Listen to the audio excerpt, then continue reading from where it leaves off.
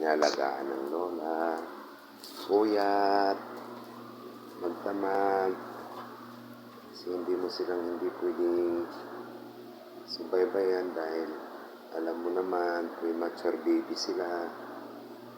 Yan guys, problema, hindi ko rin alam ang gagawin ng lolo nila pag nagkasakit.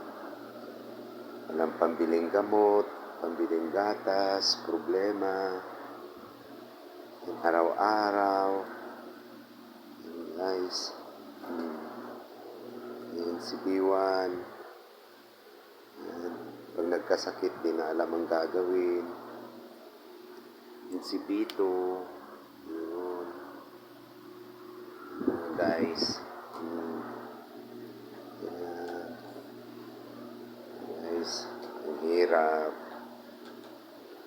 Yan, pagbiling mga ano nilang kailangan. Hindi mo mabibili kung wala kang pera. Kasi pag nagkasakit-sakit sila, ang hirap.